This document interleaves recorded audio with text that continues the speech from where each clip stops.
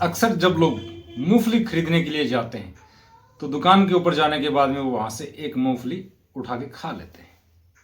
दुकानदार भी बुरा नहीं मानता क्योंकि उसको भी पता है कि अक्सर लोग ऐसा करते हैं। और जब उसे चने खाने होते हैं तो वो एक चना उठा के उसको खा लेते हैं। अक्सर ये सब लोग करते हैं, दुकानदार भी बुरा नहीं मानता क्योंकि दुकानदार को ये पता है कि ये कुछ माल खरीदेगा तो उससे पहले ये चेक कर रहा है। और कस्टमर भी अक्सर चेक ही करता है कि माल अच्छा है या फिर बुरा है। ऐसे ही एक 15 साल का लड़का होता है जो मीट का शौकीन होता है। वो जिस मीट की दुकान पे जाता है कभी खरीदने के लिए, वो वहां एक छोटा सा कच्चा टुकड़ा लेता है और मुंह में दबा लेता है, उसको खा जाता है। वो चाहे बकरे का हो या मुर्गे का हो या किसी भी तरह का हो, वो हर मीट को अपने मुंह में लेता है और खाने लग जाता है। दुकानदारों को भी पता है कि ये खाता है। अगर कोई नया दुकानदार है तो उसको शायद इसके बारे में नहीं पता हो, वो उस पर गुस्सा कर देता है, लेकिन ज्यादातर को पता था। ऐसे ही उसके घर के पास में एक मीट की दुकान थी, मीट की शॉप थी। वहां वो अक्सर खाया करता था। बगल में चिकन की शॉप थी, चिकन का टुकड़ा भी आते जाते ले लिया करता था। छोटा टुकड़ा उठा के खाता, कोई मना नहीं करता। अब उसके दिल में ख्याल आया कि यार मैंने सब तरह के मीट टेस्ट कर लिए, क्यों ना मैं इंसान का मीट खाऊं। और एक दिन उसका ये सपना पूरा हो जाता है।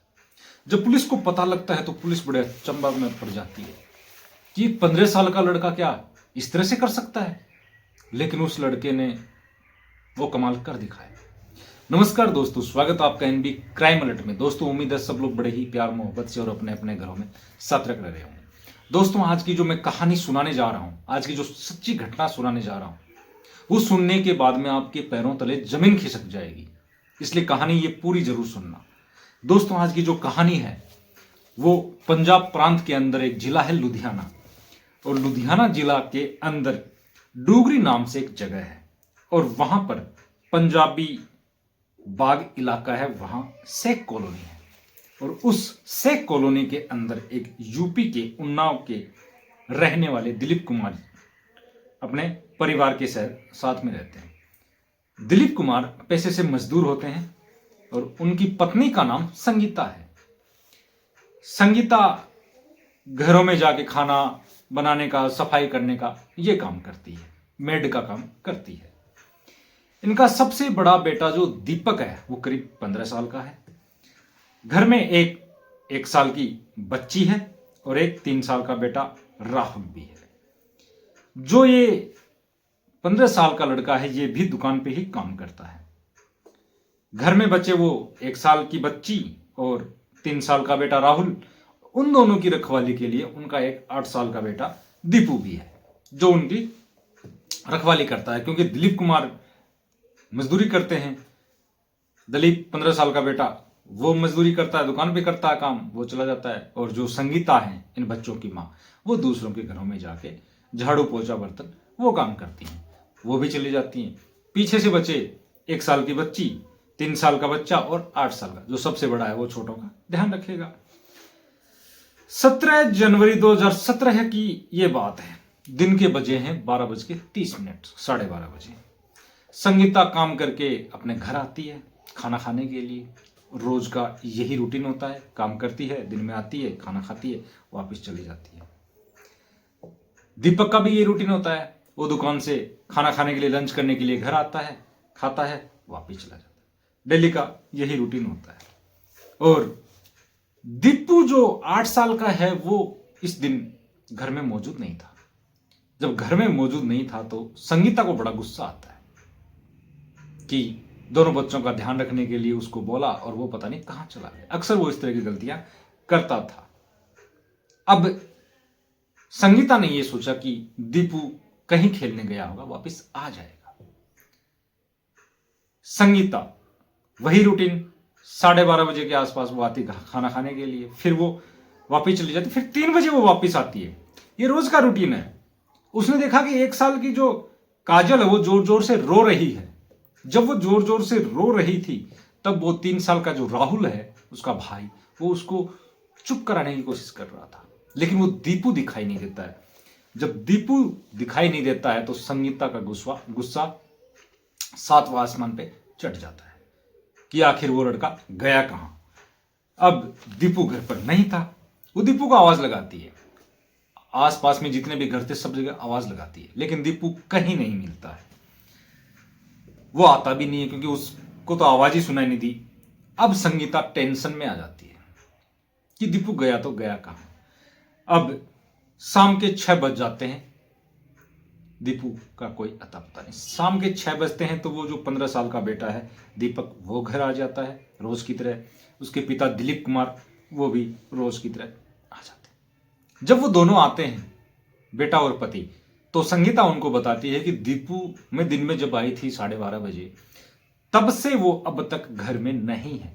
मैंने सब जगह उसको ढूंढ लिया है, लेकिन वो घर पे कहीं मिल नहीं रहा है। जब ये बात दिलीप कुमार और बेटे दीपक ने सुनी तो वो भी टेंशन में आ गए। उन्होंने भी मिलके उस बच्चे दीपू को ढूंढने की कोशिश की, लेकिन दीपू का कहीं कोई अता पता नहीं। तब वो सोचते हैं कि अब पुलिस स्टेशन में जाना चाहिए। वो पुलिस के पास चले जाते हैं और वहां जाके बताते हैं कि सर, हम इस तरह से यहाँ रहते हैं, मजदूरी करते हैं, ये मेरी पत्नी है, ये दूसरों के घरों में काम करती है, मेरे ये बड़ा बेटा है, ये दुकान पे काम करता है, घर में 3 बच्चे हैं, एक 1 साल की बच्ची, एक 3 साल का बच्चा, एक 8 साल का दीपू। दीपू उन दोनों का ध्यान रखता है। मेरी वाइफ संगीता दिन में जब घर में आई 12:30 बजे खाना खाने के लिए, दीपू मौजूद नहीं था। संगीता ने सोचा कि आसपास में कहीं गया होगा, लापरवाह बच्चा है, आ जाएगा। फिर जब वो 3 बजे वापस आती है तो दीपू नहीं मिलता है। दीपू को जब ढूंढते हैं तो दीपू कहीं नहीं मिलता है। 3 बजे से 6 बजे तक ये संगीता उस दीपू को ढूंढती है, लेकिन वो कहीं नहीं मिलता है। उसने पूरे मोहल्ले में सबसे पूछ लिया कि मेरे बेटे दीपू को देखा गया, लेकिन सबने कहा हमने नहीं देखा। 6 बजे जब हम घर पे आए तब संगीता ने हमें बताया और हम सीधे आपके पास आ गए। पुलिस को ये पूरी बात बता दी। अब पुलिस के पास में कॉल आता है कि ऐसे ऐसे करके एक इलाका है, वहां पे एक लाश पड़ी हुई है। पुलिस को किसी ने इन्फॉर्म किया। पुलिस ने शक किया कि क्या पता ये दीपू की लाश हो। पुलिस ने उनसे दीपू के बारे में पूछा। दीपू ने कपड़े किस तरह के पहन रखे थे, दीपू दिखने में कैसा था, उसकी कदकाठी कैसी थी, ये सारी चीजें पुलिस वालों ने संगीता, दिलीप कुमार और दीपक से पूछी।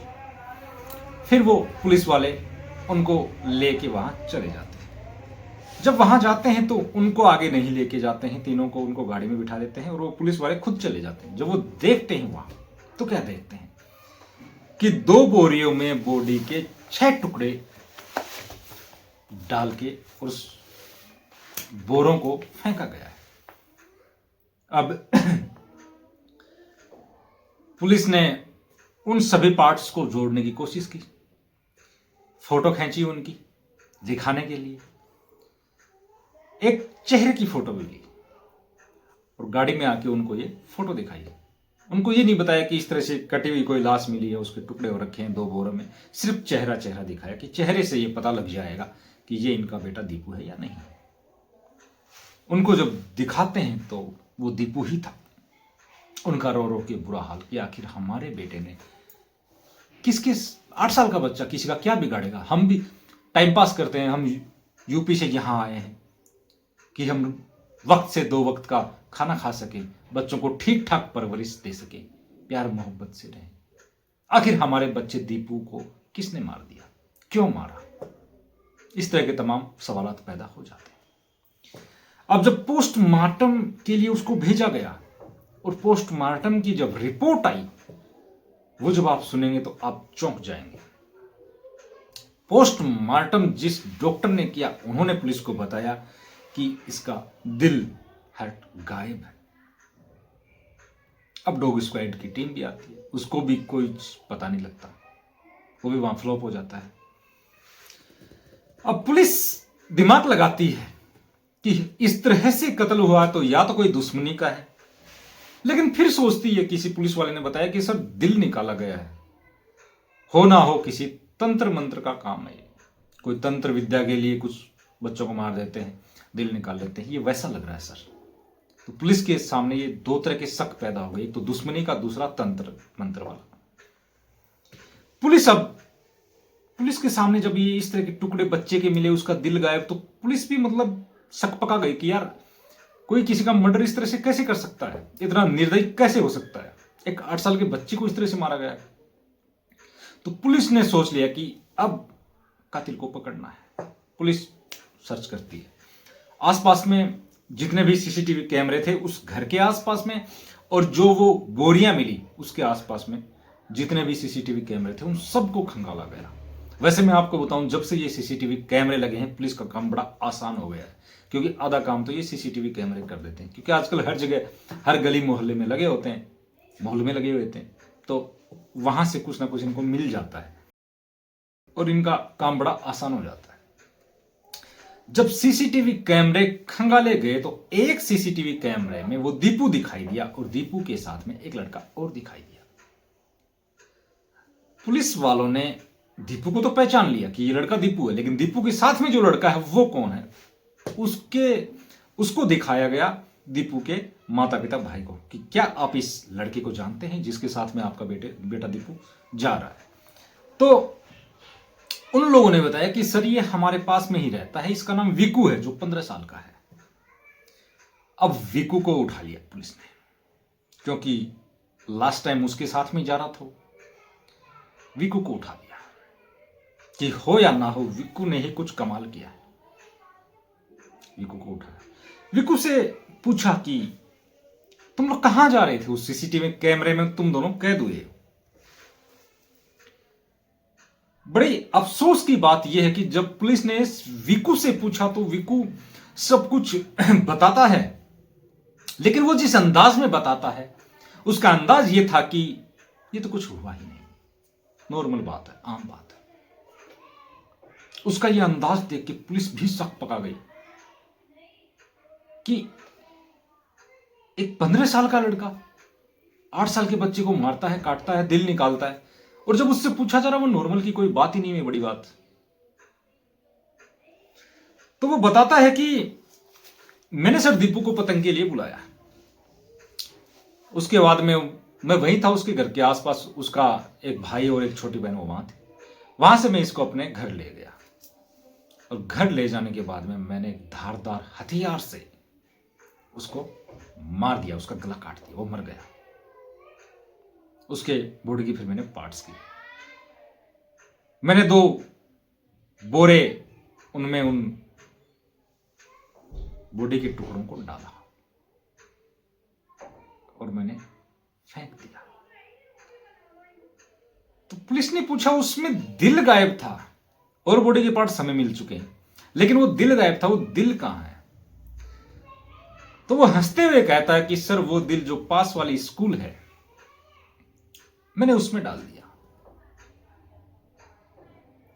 दरअसल उसने स्कूल में क्यों डाला इसके पीछे भी एक कहानी है, मैं वो बताता हूं। पहले विकू के माता पिता ज्यादा पैसे वाले नहीं थे, लेकिन वो ये चाहते थे कि हमारा बच्चा विकू पढ़ लिख के एक अच्छा इंसान बने, जो कि हर माँ बाप चाहता अपने बच्चों को।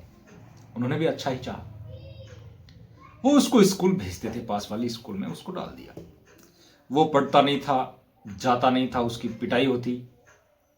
वो स्कूल जाता लेकिन स्कूल जाता नहीं था, वो बीच में कहीं रुक जाता। शाम को वापस वो जब स्कूल की छुट्टी होती वो वापस घर आ जाता और इस तरह से शो करता जैसे कि मैं स्कूल जाके आया। अब वो स्कूल जाने से परेशान हो गया।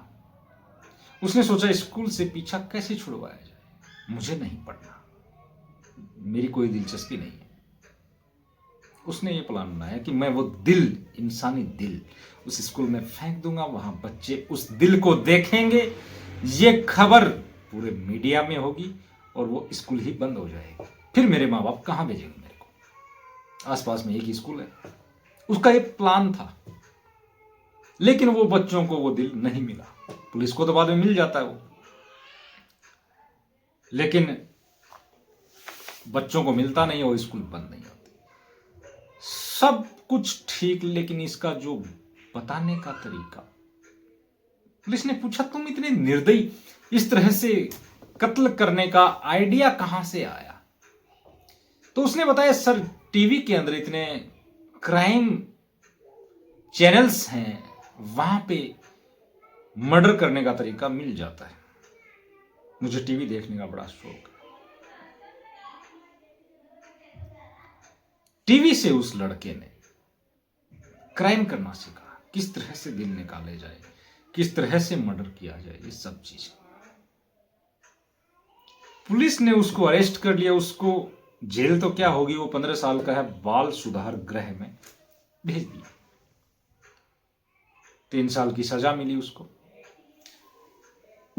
आगे इसके बारे में हमारे पास खबर नहीं है कि वो क्या उसको सजा और मिली है या क्या हुआ। अगर किसी को इसके बारे में पता हो तो कमेंट में लिख के जरूर बताना, हमें भी पता लगे। लेकिन एक बात, 15 साल का एक लड़का जो कच्चा मीट खाता था दुकान पे, और उसने इंसानी मीट चखने के लिए उसके दिमाग में इस तरह की बातें आई कैसे? पहली बात तो इस तरह की बातें दिमाग में आनी ही नहीं चाहिए, लेकिन फिर भी उसके दिमाग में कैसे आ गई? घर वाले उसको पढ़ाने के लिए स्कूल भेजते थे, अच्छा सोचते थे, लेकिन उस लड़के ने पता नहीं क्या किया। इस तरह की घटनाएं जब सुनते हैं बहुत बुरा लगता है कि कोई इंसान इस तरह से कर सकता है, वो भी एक 15 साल का बच्चा। दोस्तों, इस तरह की कहानी सुनने का मकसद आप लोगों को परेशान करना नहीं है, लेकिन देश दुनिया में क्या होता है उसकी जानकारी आप तक जरूर पहुंचनी चाहिए, क्योंकि इस तरह की घटनाएं किसी के साथ में भी हो सकती हैं। क्योंकि ऊपर वाले ने किसी को दिव्य शक्ति के साथ यहां नहीं भेजा, किसी के साथ में भी घटनाएं हो सकती हैं। तो इस तरह के वीडियोस देखते रहें, सतर्क रहें, अपने परिवार का ध्यान रखें। तो मिलते हैं एक नई कहानी के साथ, तब तक के लिए जय हिंद, जय भारत।